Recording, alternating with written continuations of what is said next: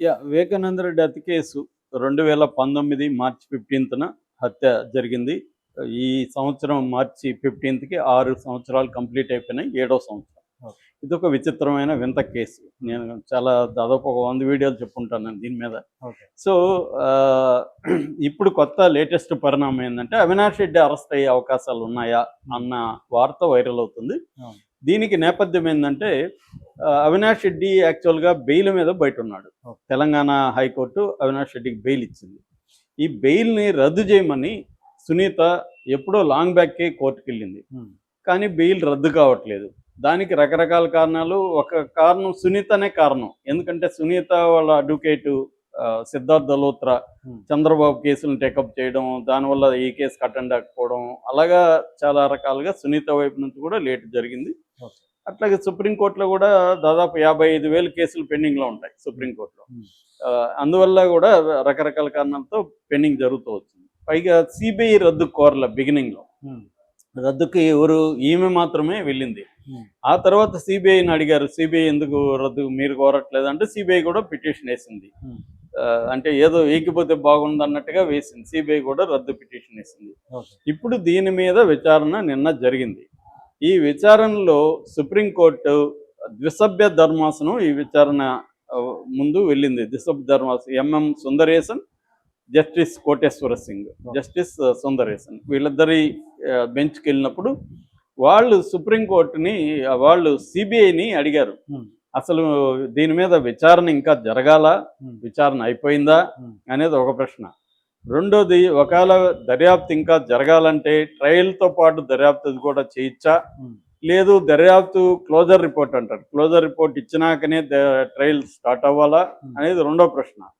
మూడో ప్రశ్న, ఆల్రెడీ ఆంధ్రప్రదేశ్ ప్రభుత్వం క్లోజర్ రిపోర్టు ఆంధ్రప్రదేశ్ హైకోర్టులో వేసింది. ఓకే. దాన్ని మీరు కన్సిడర్ చేస్తారా, ఆ క్లోజర్ రిపోర్ట్ మీద మీ అభిప్రాయం ఏంటి అనేది కూడా సిబిఐని అడిగింది. ఎందుకంటే సిబిఐ అనేది దీంట్లో ఇన్వెస్టిగేషన్ ఏజెన్సీ. ఓకే.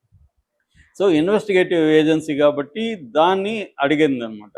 దానికి సంబంధించి నిన్న సిబిఐ కూడా ఫైల్ చేసింది పిటిషన్. సిబిఐ ఏం చెప్పిందంటే మాది దర్యాప్తు అయిపోయింది, ఒకవేళ సుప్రీంకోర్టు ఏమన్నా ఆదేశిస్తే మేము ఫర్దర్గా చేస్తాం తప్ప మా వైపు నుంచి అయితే దర్యాప్తు కంప్లీట్ అయిపోయింది అనేది చెప్పారు. ఇప్పుడు ఏం చేయాలి, సునీత వైపున అడ్వకేటు ఆర్గ్యుమెంట్స్ వినిపించాలి. దర్యాప్తు అయిపోయింది కాబట్టి ఏం ఆర్గ్యుమెంట్స్ వినిపిస్తారు జనరల్గా, ఇది ఇప్పుడు దర్యాప్తు అయిపోయింది, ట్రయల్ వెళ్ళాలి కాబట్టి ఇప్పుడు ట్రయల్లో సాక్షుల్ని ప్రవేశపెట్టాలి కాబట్టి ఆ సాక్షుల్ని ఇతను భయభ్రాంతం చేస్తాడు. ఆల్రెడీ దీంట్లో చాలామంది సాక్షులు మిస్టీరియస్గా చనిపోయారు. గతంలో కూడా కొన్ని కేసులు నమోదైనాయి, ఇతను బెదిరిస్తున్నట్టు ఆరోపణలు కూడా వచ్చాయి, ఏది అవినాష్ రెడ్డి బెదిరిస్తున్నట్టు అనేది సుప్రీంకోర్టుకి ప్రజెంట్ చేస్తారు.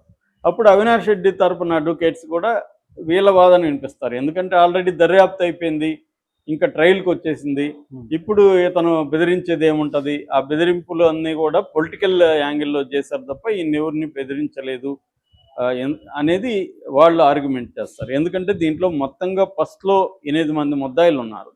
అందులో మనకి నెంబర్ 1 వచ్చి ఎర్రగంగిరెడ్డి, నెంబర్ 2 వచ్చి Sunil Yadav, number 3 Umashankar Reddy, number 4 Dastagiri, number 5 Devireddy Shivashankar Reddy, number 6 Gajjala Uday Kumar Reddy, number 6, number 7 Y S Bhaskar Reddy, number 8 Y S Avinash Reddy. ఇందులో నెంబర్ 4గా ఉన్న దస్తగిరి అప్రూవర్గా మారిపోయాడు. అసలు దస్తగిరి అప్రూవర్ మారడమే వల్లనే ఈ కేసులు ఉన్నాయి తప్ప వేరే సాక్ష్యాలు, డాక్యుమెంట్ సాక్ష్యాలు ఏమీ లేవనేది ఇక్కడ సాక్షాత్ హైకోర్టే అనేక సార్లు దాదాపు 16 ప్రశ్నల్ని హైకోర్టే వేసింది. ఫస్ట్లో గూగుల్ టేక్అవుట్ అవి అన్నారు, మళ్ళీ అదంతా ఇక్కడ కుదరదు అన్నారు, ఇదంతా జరిగింది.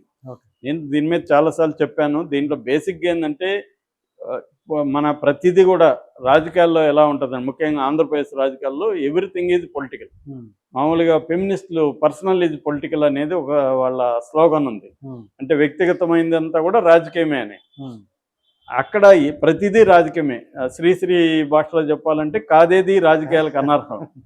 సో అందువల్ల ఈ హత్యను కూడా ఫస్ట్ ఏమో జగన్ ఉపయోగించుకున్నాడు. 2019లో నారాసుర రక్త చరిత్ర అని ఒక బుక్ కూడా వేసి ఆ, ఇది చంద్రబాబే చంపాడని జగన్ ఒక సింపతి వేవ్ క్రియేట్ చేసి మా బాబాయిని చంపేశారని క్రియేట్ చేశాడు. ఉమ్, అప్పుడు సునీత కూడా జగన్ వైపే ఉండి ఉమ్, తెలుగుదేశం వాళ్ళే చంపారని సునీత కూడా కొంత సొంత కూతురు అల్లుడు ఉమ్, ఆయన పేరు నర్రెడ్డి రాజశేఖర రెడ్డి వాళ్ళ భర్త ఉమ్, వీళ్ళిద్దరు కూడా జగన్ వైపు మాట్లాడారు కాబట్టి జగన్కి అది హెల్ప్ అయింది. ఉమ్.